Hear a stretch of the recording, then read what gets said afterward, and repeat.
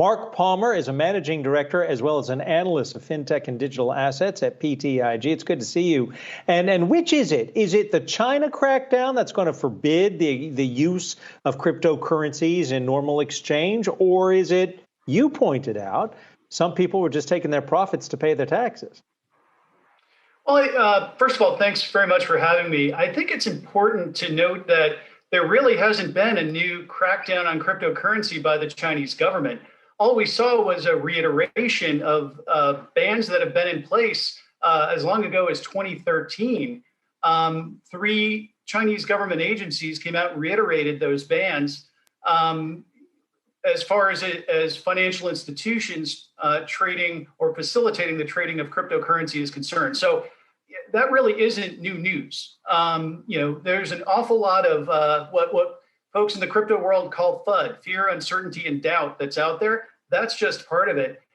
It is, I believe, important to note, though, that this year tax day was May 17th. And what we have seen in past years is that typically speaking, if there's been a run up in the price of cryptocurrency and investors are sitting on big gains, then they're going to be facing taxes on those gains and often sell their cryptocurrency in order to pay those taxes. Now, that's exacerbated a bit this year simply because the IRS is beginning to actually focus on collecting on some of those gains. For the first time this year, the IRS has actually explicitly put on page 1 of the standard tax form, did you buy or sell cryptocurrency during the past year?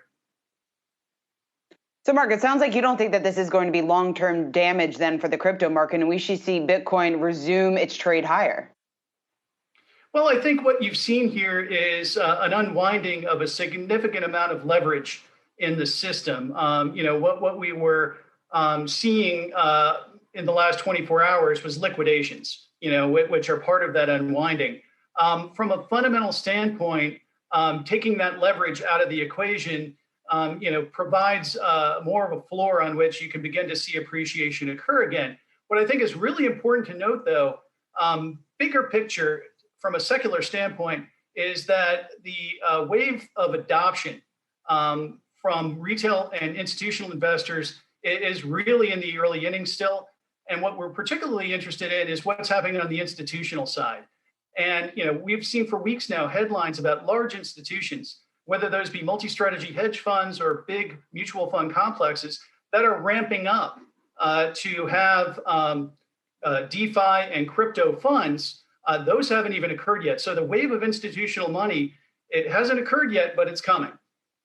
Well, Mark, those institutions are companies, actually, that will accept, for instance, Bitcoin, Tesla up until recently. Doesn't this open the wound that if you're going to take crypto, you could get burned when you see such a dramatic drop? I mean, if you're giving me 80,000 worth of Bitcoin to buy something, and then the next day that 80,000 is only worth maybe 45,000, what's the incentive for companies just to continue accepting this as payment?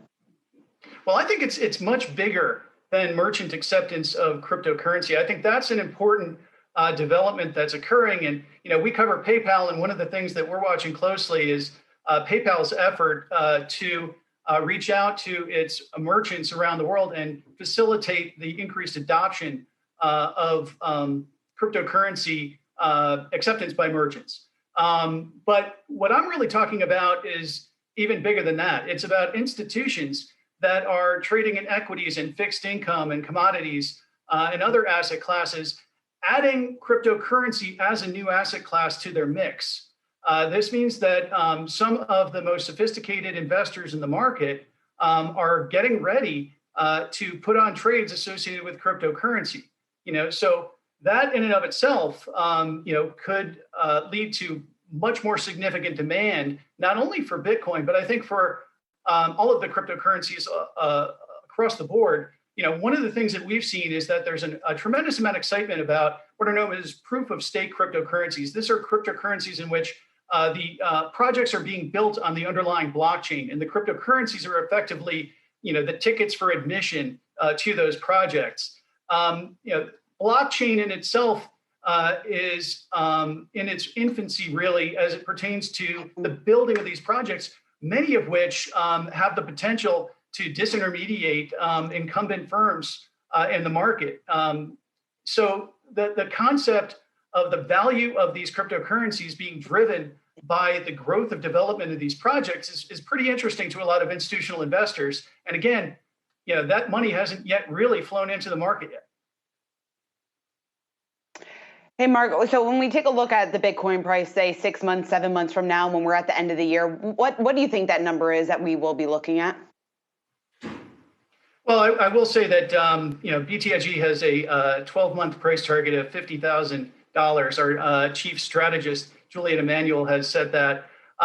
With that said, to me, it's not so much about where the price is going to be at that point. The question is really how many more companies, institutions, individuals are going to be involved in the space, because that's what's going to create the basis for long-term appreciation.